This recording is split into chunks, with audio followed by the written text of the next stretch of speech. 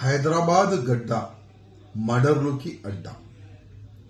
ఇవాళ మనం చూస్తున్నాం ఈ ఒక్క నెల అంటే ఈ జూన్ నెలలో ఎన్ని మర్డర్లు అయినాయి హైదరాబాద్ ఓల్డ్ సిటీలో కానీ చుట్టుపక్కల ఏరియాలో కానీ.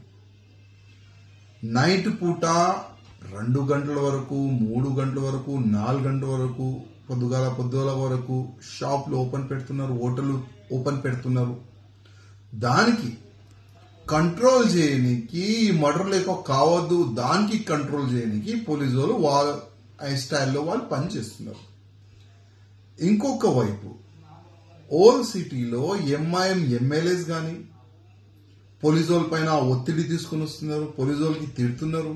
అది బయటకు వస్తలేదు కానీ తెలుస్తుంది కదా.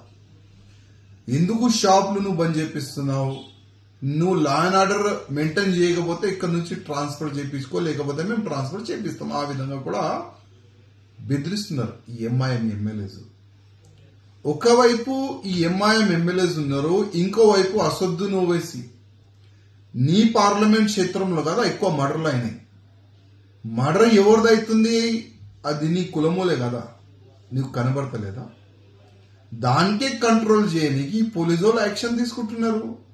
నైట్ పూట అక్కడిక్కడ ఎవరైనా కూర్చుంటే వాళ్ళపైన యాక్షన్ తీసుకుంటున్నారు. హోటల్ నైట్ పూట ఓపెన్ పెడితే వాళ్ళపైన యాక్షన్ తీసుకుంటున్నారు. నీకు బాధ అయింది, నీవులే కదా సస్తున్నారు, నీవులే కదా సంపుతున్నారు. కానీ పోలీసు వాళ్ళ పైన ఒత్తిడి తీసుకొని రానికి అసదుద్దీన్ ఓవైసీ కానీ వాళ్ళ ఎమ్మెల్యేస్ కానీ బాగా ప్రయత్నం చేస్తున్నారు. వాళ్ళ ప్రయత్నంలో ముఖ్యమంత్రి కూడా భయపడి పోలీస్కి సెట్ బ్యాక్ చేయిస్తారేమో అని నేను అనుకుంటున్నా.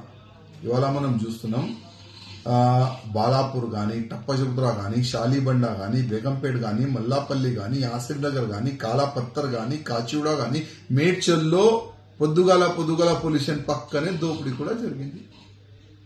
ఈ పోలీస్ లిమిట్ లో మర్డర్లు అవుతున్నాయి, దొంగతనం జరుగుతుంది. టోటలీ లా అండ్ ఆర్డర్ చనిపోయింది తెలంగాణలో, టోటలీ చనిపోయింది. భయం లేదు. ఇప్పుడు మర్డర్లు చేయొచ్చు, దోపిడీ చేయొచ్చు, దొంగతనం చేయొచ్చు, కానీ భయం లేదు వీళ్ళకి.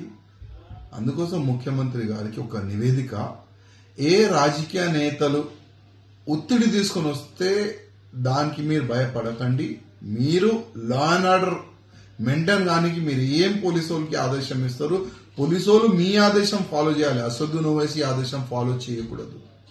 అదే నా ఒక నివేదిక.